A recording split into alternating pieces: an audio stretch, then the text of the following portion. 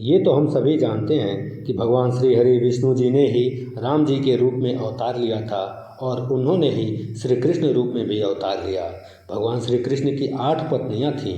रुक्मिणी, जामवंती, सत्यभामा, कालिंदी, मित्रविंदा, सत्या, भद्रा और लक्ष्मणा। इसमें से सत्यभामा को अपनी सुंदरता और महारानी होने का घमंड हो गया था, तो दूसरी ओर सुदर्शन चक्र खुद को सबसे शक्तिशाली समझता था और भगवान विष्णु का वाहन गरुड़ को भी अपने सबसे तेज उड़ान भरने पर बड़ा ही घमंड था। एक दिन भगवान श्री कृष्ण अपनी द्वारिका में रानी सत्यभामा के साथ सिंहासन पर विराजमान थे और उनके निकट ही गरुड़ और सुदर्शन चक्र भी उनकी सेवा में विराजमान थे। बातों ही बातों में रानी सत्यभामा ने व्यंग्यपूर्ण लहजे में बोला, हे प्रभु, आपने त्रेता युग में श्री राम के रूप में अवतार लिया था। सीता जी आपकी पत्नी थी, क्या वे मुझसे भी ज़्यादा सुंदर थीं? भगवान सत्यभामा की बातों का जवाब देते उससे पहले ही गरुड़ ने कहा, भगवान, क्या दुनिया में मुझसे भी ज़्यादा तेज गति से कोई उड़ सकता है?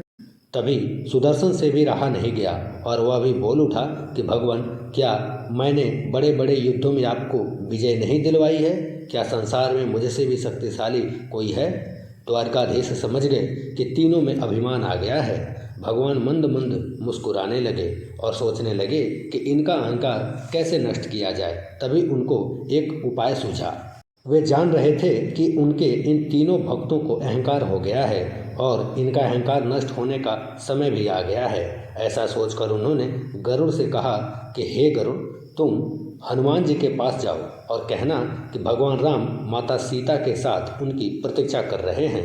गरुड़ जी भगवान की आज्ञा लेकर हनुमान जी को लाने। इधर भगवान श्री कृष्ण ने सत्यभामा से कहा कि हे देवी, आप सीता जी के रूप में तैयार हो जाएं और स्वयं द्वारकाधीश ने श्री राम का रूप धारण कर लिया।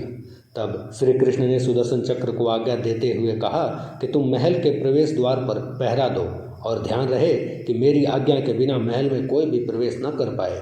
सुदर्शन चक्र ने कहा, जो आज्ञा भगवान।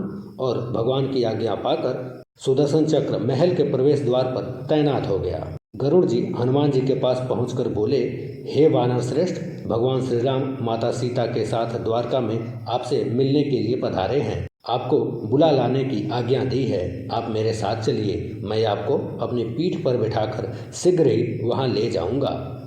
हनुमान जी ने विनयपूर्वक गरुड़ से कहा कि आप चलिए बंधु, मैं आता हूँ।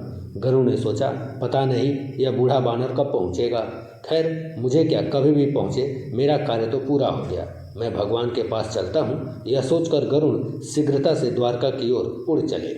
लेकिन ये क्या, महल में पहुंचकर गरुड़ जी देखते हैं कि वो बूढ़ा बानर यानी हनुमान जी उनसे पहले ही पहुंच गए हैं। गरुड़ का सिर लज्जा से झुक गया।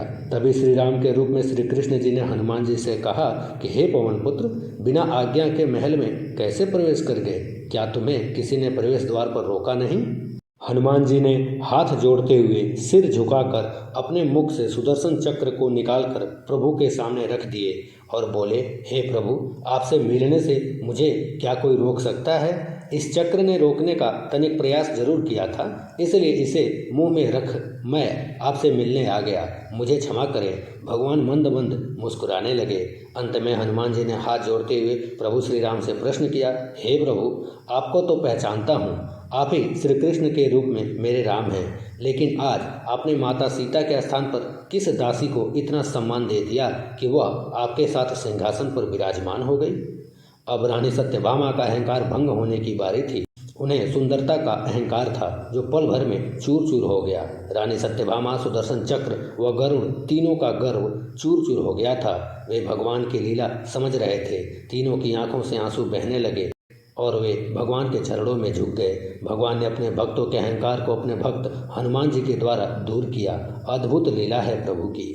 हनुमान जी ने प्रभु की आज्ञा का पालन भी किया और प्रभु ने उनकी इच्छा रखी अपने श्री राम रूप में दर्शन देकर।